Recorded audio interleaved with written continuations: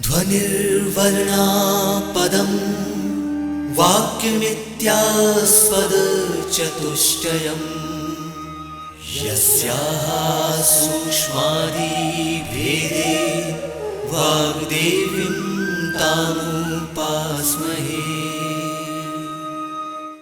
मध्य प्रदेश भोज मुक्त विश्वविद्यालय के तकनीकी विभाग का इलेक्ट्रॉनिक माध्यम निर्माण और शोध केंद्र EMPRC प्रस्तुत करता है हिंदी साहित्य विषय पर आधारित ध्वनि कार्यक्रम हिंदी काव्य की प्रमुख प्रवृत्तियां और कवि भारतेंदु युग और द्विवेदी युग।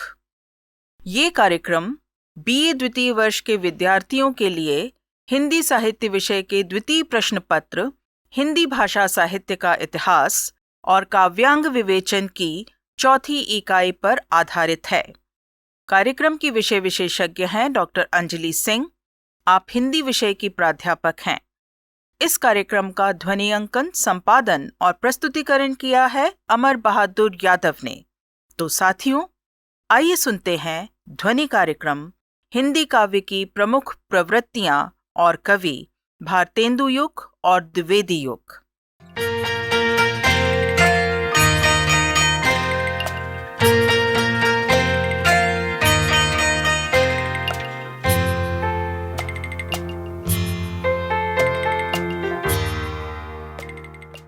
साथियों, हमने इससे पहले हिंदी साहित्य के इतिहास के अंतर्गत गद्य विधाओं के संबंध में चर्चा की थी। आज हमारी चर्चा का विषय है हिंदी काव्य की प्रमुख प्रवृत्तियां और कवि भारतेंदु युग और द्विवेदी युग के संदर्भ में।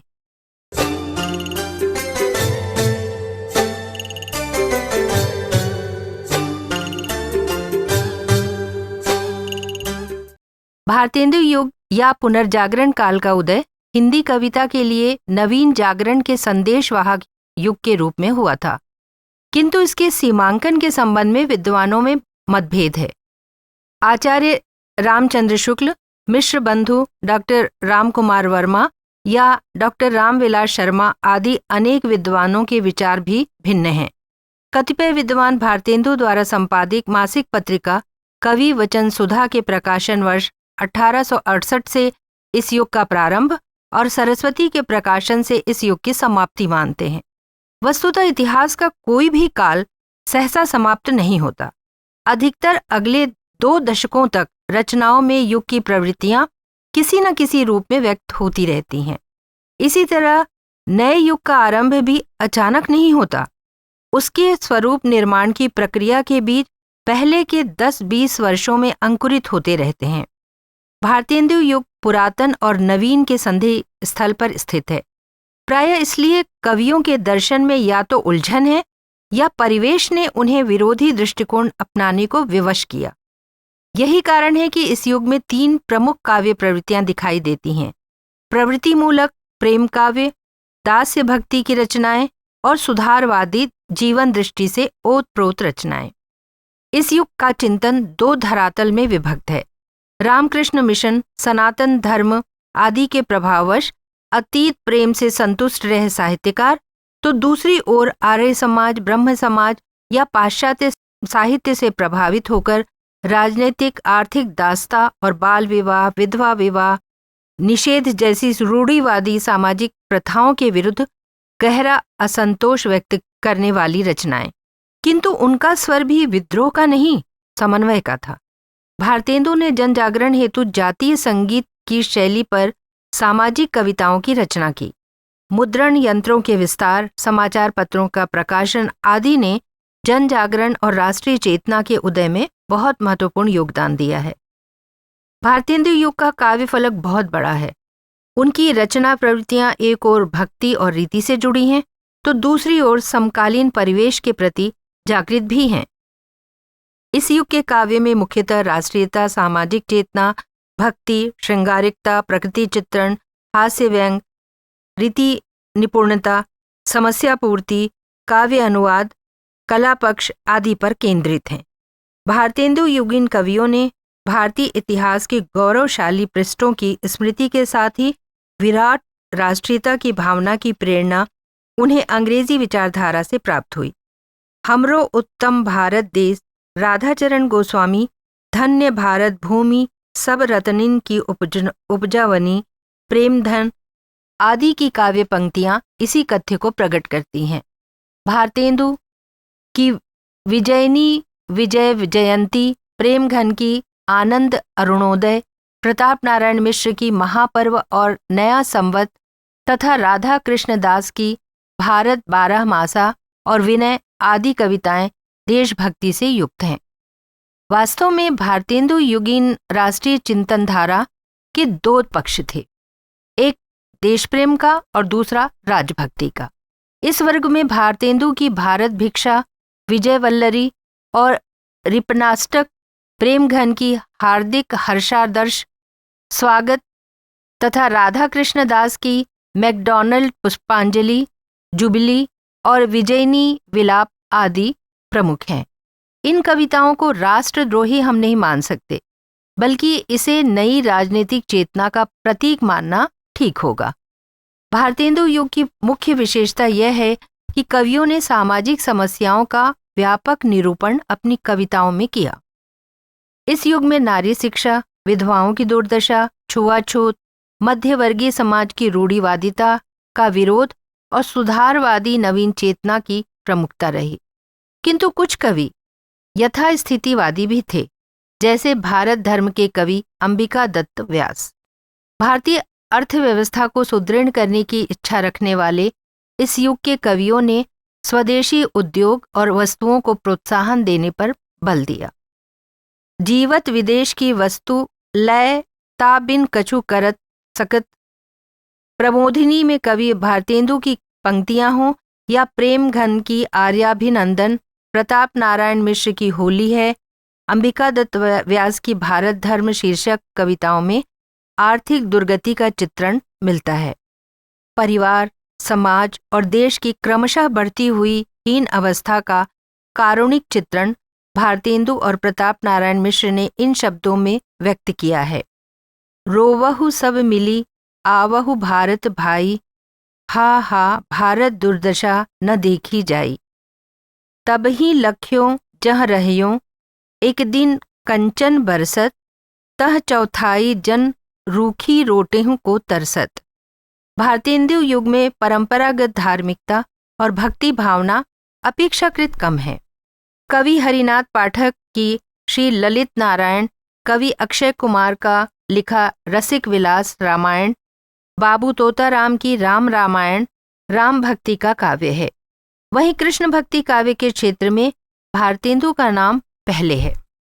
वे वल्लभ संप्रदाय में दीक्षित थे। सख्य और विनय भाव के अतिरिक्त वात्सल्य पदों की भी रचना उन्होंने की। अन्य धर्मों के प्रति उनका उदार दृष्टिकोण था।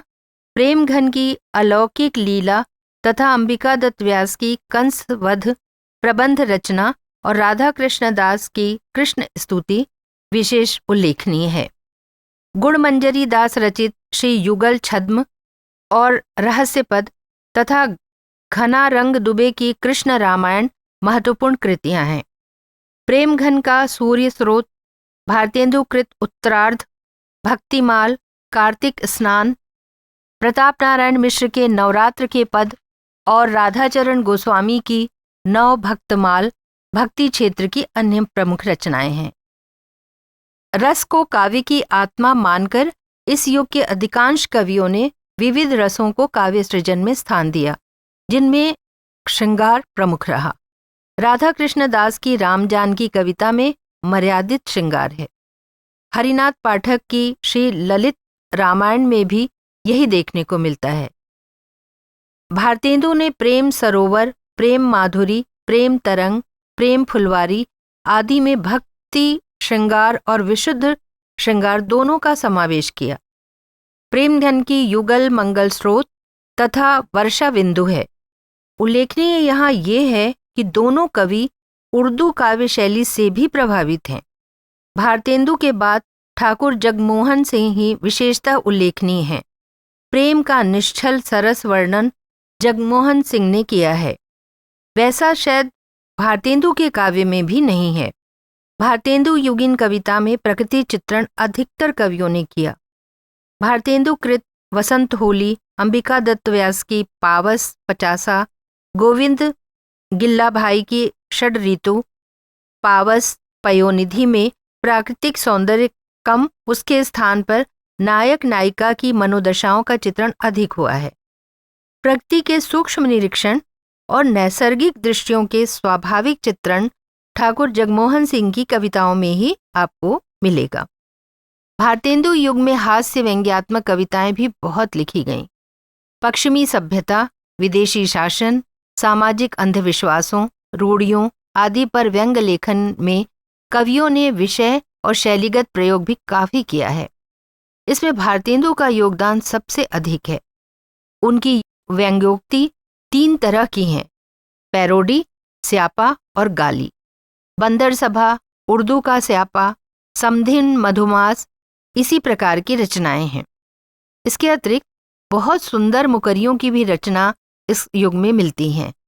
इस युग के अन्य व्यंग्यकारों में प्रेम घन का प्रेम घन सर्वस्य, हास्य बिंदु तथा प्रताप नारायण मिश्र का तृप्यांताम, हरगंगा, बुढ़ापा, ककाराष्टक आदि विशेष उल्लेखनीय हैं। परंपरागत रीति निरूपण पद्धति के प्रति भारतेंदु के पहले के कवियों की रुचि थोड़ी कम है। भारतेंदु युग में केवल लच्छीराम, ब्रह्मभट्ट, कविराजा मुरारीदान और बाल गोविंद मिश्र का ही योगदान इस क्षेत्र में मिलता है। लच्छीराम का महेश्वर विलास, नायिका भेद व नवरस, रामचंद्र भूषण अलंकार, अलंकार शास्त्र एवं रावणेश्वर कल्पतरु में सर्वकाव्यांग निरूपण मिलता है। मुरारीदान ने जसवंत जसोभूषण ग्रंथ, अलंकार शास्त्र, काव्य रूप, शब्द शक्ति, गुण और रीति का विशेष वर्णन किया है।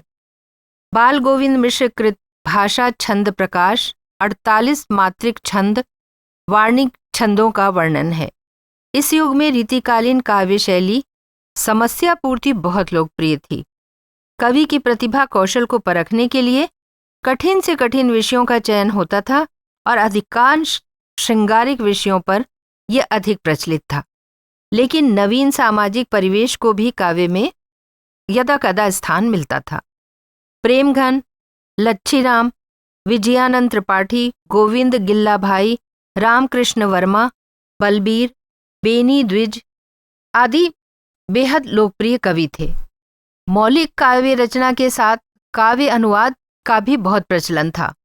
राजा लक्ष्मण सिंह द्वारा अनुदित रघुवंश और मेघदूत, भारतेंदु ने नारद भक्ति सूत्र और शांडिल्य के भक्ति सूत्र को तदीय सर्वस्य और भक्ति सूत्र वैजंती, बाबू तोताराम ने वाल्मीकि रामायण का राम रामायण आदि शीर्षक से भाष्यांतर किया था।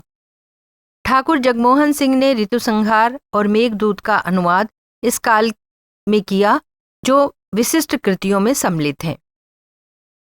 भारतेंदु युग में काव्य शिल्प के स्थान पर काव्य वर्ण पर अधिक ध्यान दिया गया।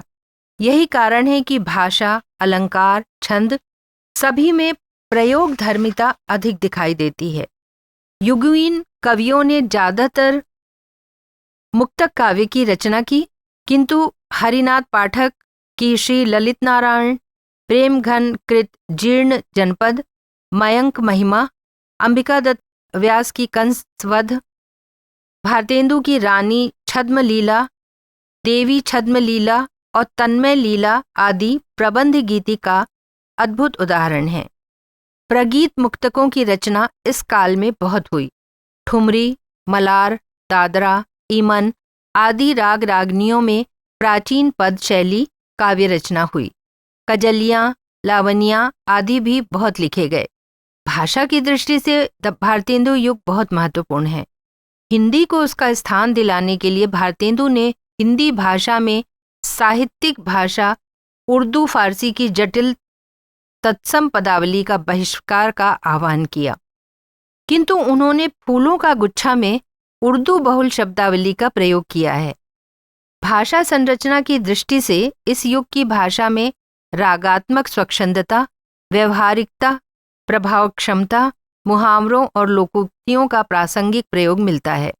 वर्णन शैली के साथ चित्र भाषा, प्रतीक शैली और उद्बोधन शैली इस समय की रचनात्मक विशेषताएं हैं। व्याकरणिक शुद्धि का आग्रह भी दिखाई देता है, जिनमें अंबिका दत्त व्यास, श्रीधर पाठक, बाल मुकुंद गुप्त, राधा कृष्ण दास आदि प्रमुख हैं। ब्रज भाषा के अतिरिक्त इस युग के कुछ कवियों ने खड़ी बोली में भी काव्य रचना की है, किंतु प्रतिनिधि भाषा ब्रज भाषा ही रही। भारतेंदु, प्रेमघन और प्रताप नारायण मिश्र की कुछ कविताएं हैं, लेकिन श्रीधर पाठक, बाल मुकुंद गुप्त और राधा कृष्ण दास खड़ी बोली के पक्षधर दिखाई देते हैं। वास्तव में खड़ी बोली की पृष्ठभूमि का निर्माण भारतेंदु युग में हुआ। अयोध्या प्रसाद खत्री कृत खड़ी बोली का आंदोलन, जो 1888 में ब्रज भाषा और अवधी भाषा को हिंदी साहित्य में स्थान देने से जिसमें इनकार कर दिया गया था, और उन्होंने खड़ी बोली का पद्य में उस समय की खड़ी बोली की कविताओं का संकलन किया। खड़ी बोली की कविताओं में दो पक्ष थे, एक उर्दू शैली और शब्द विन्यास से प्रभावित, तो दूसरी ब्रज भाषा शब्दावली से प्रभावित। इस युग के कवि विविधता पूर्ण छंद विधान के प्रति अधिक जागरूक थे।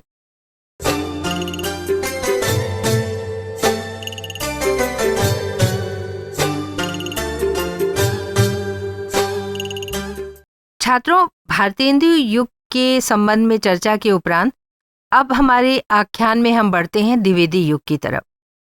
हिंदी कविता को श्रृंगारिता से राष्ट्रीयता, जड़ता से प्रगति और रूढ़ि से स्वच्छंदता के द्वार तक खड़ा करने वालों में पथ प्रदर्शक, विचारक आचार्य महावीर प्रसाद द्विवेदी के नाम पर अभिहित द्विवेदी युग, या जिसे जागरण सुधार काल भी कहा जाता है, जिसे हम द्विवेदी युग के नाम से भी जानते हैं। द्विवेदी युग से पहले कविता में श्रृंगार, भक्ति और देशभक्ति के अतिरिक्त समस्या पूर्ति का प्रचलन था। गद्य के क्षेत्र में खड़ी बोली का प्रयोग होने लगा था, किंतु काव्य भाषा अभी भी ब्रज भाषा ही थी। लेकिन 20वीं सदी के अंत में जनमानस की रुचि में बहुत बड़ा परिवर्तन होने लगा। सुयोग से साहित्य के दिशा निदेशक आचार्य के रूप में पंडित महावीर प्रसाद द्विवेदी का प्रवेश साहित्य जगत में हुआ। सरस्वती में 1900 में छपी हे कविते से उन्होंने अपना मंतव्य स्पष्ट कर दिया। 1903 में सरस्वती के संपादक के रूप में उन्होंने नायिका भेद को छोड़ विविध विषयों, सभी छंद, सभी काव्य रूपों और गद्य पद्य के लिए एक ही भाषा के प्रयोग पर बल दिया।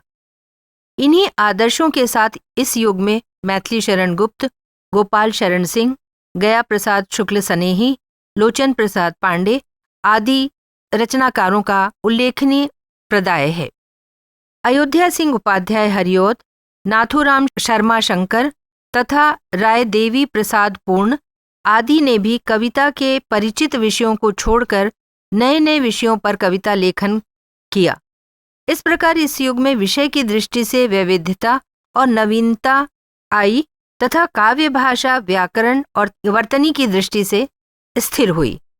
इस युग की प्रमुख प्रवृत्तियों पर हम विचार करें तो बढ़ती हुई राजनैतिक एवं सांस्कृतिक चेतना के पुनरुत्थान के परिणाम स्वरूप राष्ट्रीयता की भावना प्रबल भावधारा के रूप में दिखाई देती है। युगीन कवियों ने बड़ी श्रद्धा और भक्ति से अतीत का गौरव गान किया और वर्तमान दशा पर क्षोभ प्रकट किया। इस प्रकार की रचनाओं में गुप्त जी की भारत भारती सर्वश्रेष्ठ और सशक्त रचना मानी जाती है। पूर्ववर्ती काव्य के विपरीत इस युग के काव्य में सामान्य मानव को स्थान मिला। तीनहीन किसान हो या विधवा जीवन का कारुणिक प्रसंग, जैसे गुप्त जी की किसान, सियाराम शरण गुप्त जी की अनाथ, सनेही जी की कृषक क्रंदन और नाथूराम शर्मा शंकर कृत गर्भरंडा रहस्य इन्हीं विषयों पर केंद्रित है। इस प्रकार द्विवेदी युग में जनसाधारण को काव्य विषय में पर्याप्त स्थान प्राप्त हुआ। द्विवेदी युगीन कविता आदर्शवादी और नीतिपरक है। इतिहास, पुराण से या काल्पनिक कथा प्रसंगों एवं आदर्श चरित्रों पर अनेक प्रबंध काव्य लिखे गए। प्रिय प्रवास, साकेत, जयद्रथ वध, विकट भट्ट, गांधी गौरव, मिलान, आदि ऐसी ही आदर्शवादी रचनाएं हैं। इस युग में वर्ण विषय का बहुत विस्तार हुआ और व्यापक दृष्टिकोण लेखकों में दिखाई दिया। आचार्य द्विवेदी ने अपने निबंध में लिखा था, चींटी से लेकर हाथी पर्यंत, पशु भिक्षुक से लेकर राजा पर्यंत, मनुष्य बिंदु से लेकर समुद्र पर्यंत, जल, अनंत आकाश, अनंत पृथ्वी, अनंत पर्वत, सभी पर कविता हो सकती है। प्रकृति भी स्वतंत्र रूप से काव्य का विषय बन सकती है या बनती है। यद्यपि इस युग के प्रकृति चित्रण में स्थूलता है। गुप्त जी, हरिऔध जी, आचार्य शुक्ल, राम नरेश त्रिपाठी, गोपाल शरण सिंह, लोचन प्रसाद पांडे, गिरधर शर्मा आदि के काव्य में प्रकृति चित्रण मिलता है। सरस्वती में प्रकाशित राजा रवि वर्मा तथा बाबू ब्रजभूषण राय चौधरी के चित्रों पर भी कविताएं लिखी गईं। भारतेंदु युग जैसी हास्य व्यंग्यपूर्ण कविताएं द्विवेदी युग में नहीं लिखी गईं। इस दिशा में जो भी लिखा गया वह अपेक्षाकृत संयत और मर्यादित है।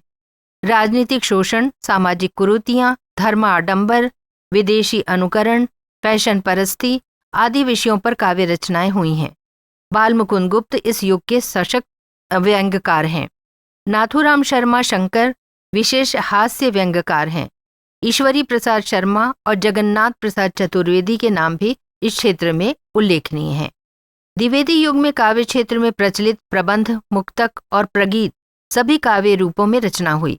भाषा की दृष्टि से कहें तो आरंभ में खड़ी बोली के काव्य नीरस और तुकबंदी के थे, लेकिन उसमें दिन ब दिन विकास होता गया।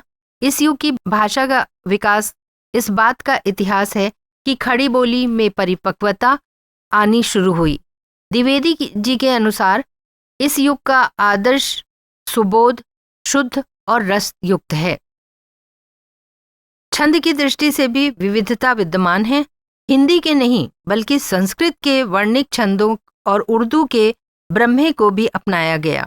गुप्त जी ने हरिगीतिका, हरिऔध जी ने वर्णिक छंद तथा उर्दू शैली के चौपदों, शंकर ने कवित्तों, पूर्ण जी ने कुंडलियां, गोपाल शरण सिंह ने कवित्र सवैया तथा गया प्रसाद शुक्ल सनेही ने और भगवान दीन ने उर्दू ब्रह्मे का प्रयोग किया।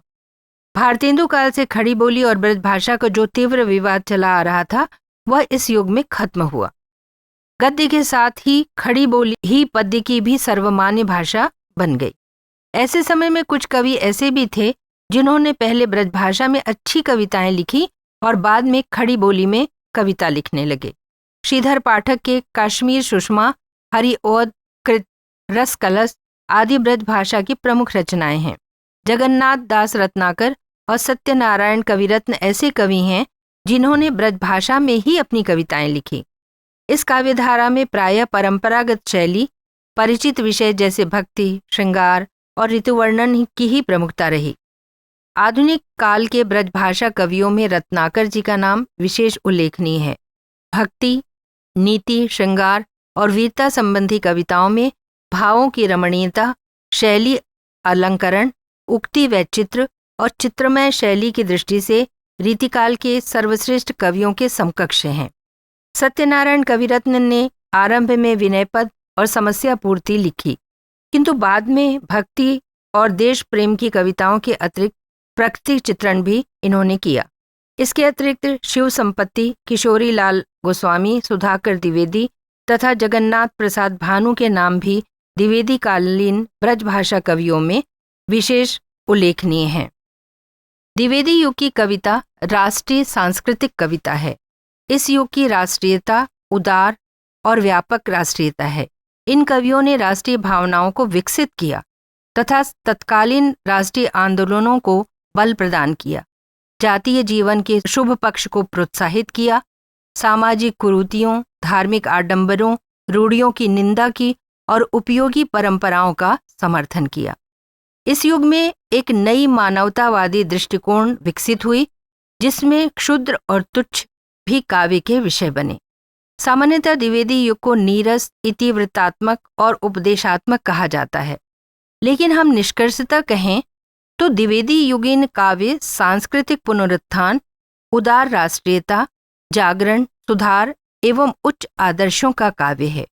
हिंदी काव्य के इतिहास में द्विवेदी युग का विशेष और महत्वपूर्ण स्थान है। श्रोताओं, इस विवेचन को हम यहीं रोकते हैं और अगले व्याख्यान में हम पुनः मिलेंगे। धन्यवाद।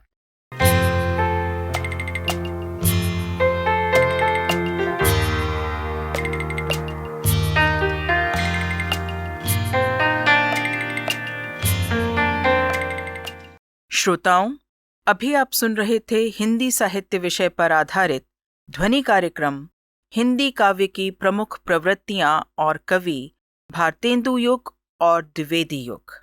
कार्यक्रम की विषय विशेषज्ञ और वार्ताकार थीं डॉक्टर अंजलि सिंह। उद्घोषिका थीं डॉक्टर अनीता कौशल। कार्यक्रम समन्वयक थे तरुण सेन। इस कार्यक्रम का ध्वनि अंकन, संपादन और प्रस्तुतिकरण किया अमर बहादुर यादव ने। ये ध्वनि कार्यक्रम मध्य प्रदेश भोज मुक्त विश्वविद्यालय के तकनीकी विभाग के इलेक्ट्रॉनिक माध्यम निर्माण और शोध केंद्र EMPRC द्वारा निर्मित किया गया।